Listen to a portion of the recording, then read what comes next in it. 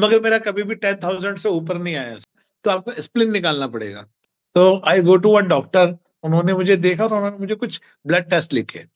Blood test के अंदर फिर पता चला कि मेरा प्लेटलेट्स डाउन है। तो मैं यहाँ पर ही आगरा में एक हॉस्पिटल है, वहां पर गया। तो वहां पे जैसे डॉक्टर ने मेरे को देखा, उन्होंने तुरंत मेरे को आईसीयू में एडमिट कर दिया। वाइसलोन उन्होंने दिया मेरे को, रीबा पैक दिया, बायोसेल दिया, जम्पेट दिया, फारपेन दिया, हेलकॉट लिया। ये सब मेडिसिन सर मेरी चल रही थी, मगर मेरा कभी भी 10,000 से ऊपर नहीं आया। फिर मेरे को उन्होंने अगस्त में दोबारा एडमिट किया, और मेरा दूसरी बार बोन मैरो ये चेक करने के लिए किया कि हमको ये तो चेंज नहीं हो रहा है। जब उन्होंने मेरा दूसरी बार बोन मैरो किया, फिर उन्होंने बोला कि आपका दोनों चीजें सेम है, पहली रिपोर्ट और ये रिपोर्ट भी सेम है, और अब आपका अपल रोमी चालू करेंगे। तो मेरे को हर वीक में लग रहे थे, और वो उन्होंने तकरीबन 8 वीक तक मुझे लगाए। कोई असर नहीं हुआ इस मेरे को। रिटोक्सीमैब का उन्होंने मेरे को इंजेक्शन दिए, और वो मेरे को लगे 3 या 4 इंजेक्शन मेरे को लगे एवरी वीक। उससे मेरे को कोई इम्प्रूवमेंट लिए नहीं हुआ। फिर उन्होंने मेरा एक ब्लड टेस्ट किया सर, अप्रोक्सीमेट 1,20,000 रुपए का जेनेटिक पूरा चेक किया सर उन्होंने मेरा। वो जेनेटिक में भी मेरा कुछ नहीं निकला सर। उसके बाद उन्होंने कहा कि आप में कोई इम्प्रूवमेंट नहीं आ रही है, तो आप आईटीपी के में इस तरह के पेशेंट जो हमने ट्रीटमेंट दिया है वो इम्प्रूवमेंट होता है, तो आप 1% पेशेंट्स में आते हो जिनमें कुछ नहीं होता है, तो आपको स्प्लिन निकालना पड़ेगा।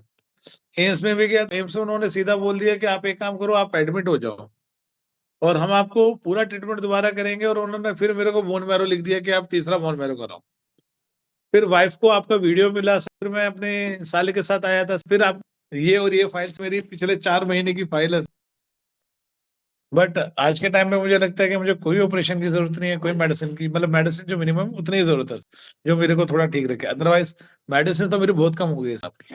Platelet counts when I meet to you मेरा 10,000 से नीचे था, फिर 19,000 हुआ, फिर 49,000 हुआ। बट बॉडी में कोई स्पॉट नहीं है, कोई ब्लीडिंग नहीं है, जो क्लोट्स कभी कभी मुंह में आते थे वो बिल्कुल नहीं है। तो क्योंकि एज आईटीपी पेशेंट होने के बाद जितनी मेडिसिन मैंने खानी शुरू करी, और अब मेडिसिन के नाम पे मैं पूरे दिन में 3 या 4 टैबलेट्स लेता हूँ, और उसके बाद भी मेरी प्लेटलेट्स बढ़ रही हैं, तो इट्स अ वंडरफुल।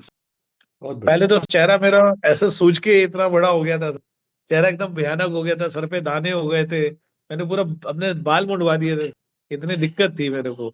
अब लिटरली चेहरा देखने लायक हो गया है, थोड़ा पतला भी हो गया है, तो अब बीमार नहीं लगता हूँ जो बीच में लगने लगा था। मैं आज के टाइम पे जितने भी मेरे को मिलते हैं, मैं तो सीधा बोलता हूँ आईटीबी पेशेंट है, इंदौर में जाओ, आपको तुरंत रिजल्ट मिलेगा। मतलब मैं जितना दुखी हुआ हूं ना इस बीच में, ये मेरी फैमिली जानती है, मेरे को मालूम है कि मैं कितने मेंटली हेरेसमेंट से गया था। मतलब मैं आपको सच बताऊं कि फैमिली में डेली रात को रोना जैसा हो जाता था, जो आज के टाइम पे हैप्पी है सारी फैमिली।